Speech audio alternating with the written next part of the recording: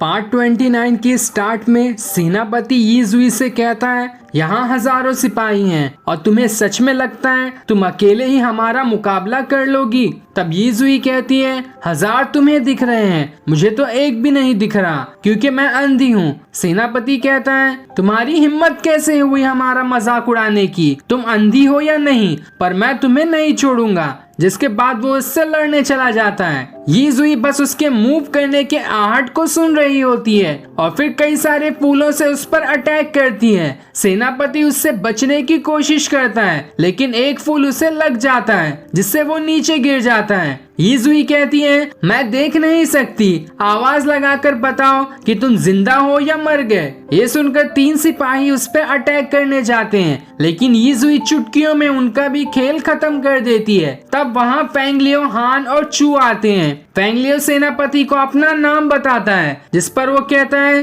तुम वही फेंगलियो हो जिसने मू रोंग को चैलेंज किया था। ये सुनकर फेंगलियो हाँ में जवाब देता है। चू कहती है town of the Tom king ने इतने लोगों को भेजा है मुझे वापस ले जाने के लिए, मैं सभी से लड़ने के लिए तैयार हूँ। और फिर वो अपना पॉइजन हैंड दिखाती है। ये देखकर सेनापति डर जाता है। तब वहाँ एक सिपाही आकर सेनापति के कान में कुछ कहता है, इसलिए वो सारे सिपाहियों के साथ वहाँ से चला जाता है। अब फेंगलियो यी जुई के पास आता है और उसके चारों तरफ गोल गोल घूमने लगता है। जैसे जैसे वो गोल घूमता उसकी मूवमेंट सुनकर यी जुई भी गोल घूमने लगती है। तब फेंगलियो उससे कहता है तुम्हारी प्रैक्टिस तो बहुत अच्छी हो गई है पर अभी मैं माँ से मिलने जा रहा हूँ। जिस पर वो कहती है वो हेमंजू के अंदर है, इसलिए वो वहाँ से चला जाता है। इधर क्वीन लिन को एक कमरे में बंद कर देते हैं और सभी से कहते हैं कोई भी गेट नहीं खोलेगा। लिन कमरे के अंदर से बाहर आने के लिए चिल्ला रही होती है लेकिन कोई भी नहीं सुनता। तब वो खुद से कहती है क्वीन मेरे असली फादर नहीं लगते हैं, उन्होंने मुझे तनेको टॉम के अंदर डाल दिया और यहाँ भी बंद कर दिया। मेरे असली फादर कहाँ हो, आकर मुझे बचा लो। तब खिड़की खोलकर वहाँ जिंग आते हैं जो उससे कहते हैं मैं तुम्हारा असली ग्रैंडपा हूँ, जल्दी से शीक्यू के पास चली जाओ। जिस पर लिन खुशी से उनके गाल पर किस करके वहाँ से चली जाती है। अब जंगल में आकर वो शीक्यू को आवाज लगाने लगती है लेकिन वहाँ शीक्यू नहीं आता। तब वहाँ 3 लोग आते हैं जो लिन पर अटैक करने उसकी तरफ बढ़ने लगते हैं। वो कहती है शीक्यू तुम आ गए, इन्हें सबक सिखाओ। और जैसे ही वो तीनों पीछे मुड़कर देखते हैं लिन वहाँ से भाग जाती है। वो तीनों भी उसके पीछे पड़ जाते हैं। अब हम वूका को देखते हैं जो बांसुरी बजा रहा था और उसकी धुन बिल्कुल गॉड मैसेंजर की धुन से मैच कर रही होती है, मानो एक दूसरे को अच्छे से जानते हो। जिसके बाद वो बांसुरी रखकर किसी को याद करते हुए इमोशनल हो जाता है और उसे याद करते हुए ड्रिंक करने लगता है। तभी वहाँ भागते हुए लिन आती है जहाँ अब भी तीनों लोग उस पर अटैक करने लगते हैं। वो अपनी चाकू से उन पर अटैक करती है।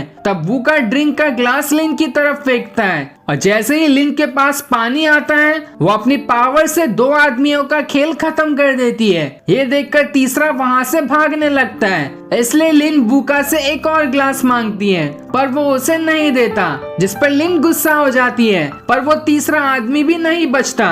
वहाँ शीक्यू आकर उसे मार देता है। लिन उसे बहुत चिल्लाती है कि आखिर तुम कहाँ चले गए थे, मैं तुम्हें कितना आवाज लगा रही थी। शीक्यू कहता है मैं थोड़ा ज्यादा दूर चला गया था, जैसे ही तुम्हारी आवाज सुना भागते हुए यहाँ आ गया। पर लिन अपना मुंह फुलाकर वूका के पास आती है और उससे पीने के लिए ड्रिंक मांगती है। तब शीक्यू वूका से उसका ड्रिंक का जग लेकर ही पीने लगता है। वूका कहता है मेरे लिए भी बचाओ, ये बहुत ही ज्यादा महंगा है, इसलिए शीक्यू उसे जग वापस कर देता है। पर अब भी लिन शीक्यू से मुंह फुलाकर बैठी होती है। वो उसके पास जाकर उसे मनाने की कोशिश करता है। जिसके बाद वो वूका से थोड़ा और ड्रिंक मांगता है पर वूका कहता है ये ड्रिंक 10 साल में एक ही बार बनती है, मैं तुम्हें और नहीं दूंगा। लेकिन शीक्यू के ज्यादा जिद करने पर वो अपने लिए पूरा ग्लास भरता है और शीक्यू को आधा ग्लास देता है। लिन शीक्यू से पूछती है वो लोग मुझे मारना क्यों चाहते थे। तब वूका कहता है उन्हें तुम्हारा चाकू चाहिए होगा।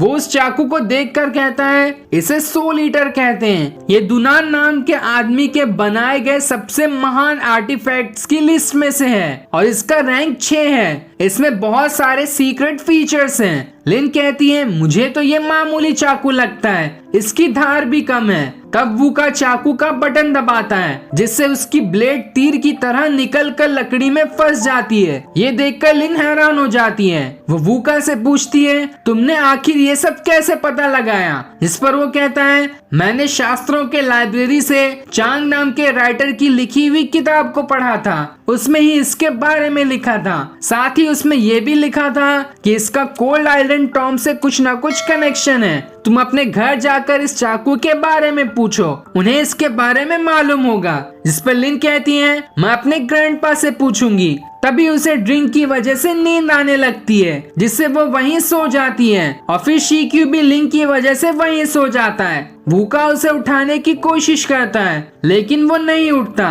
तब वो कहता है, मैंने तुम्हें ज्यादा पीने से मना किया था पर तुम नहीं सुने, और इतना कहकर वो वहां से चला जाता है। जिसके बाद ये एपिसोड यहीं एंड हो जाता है। Thanks for watching.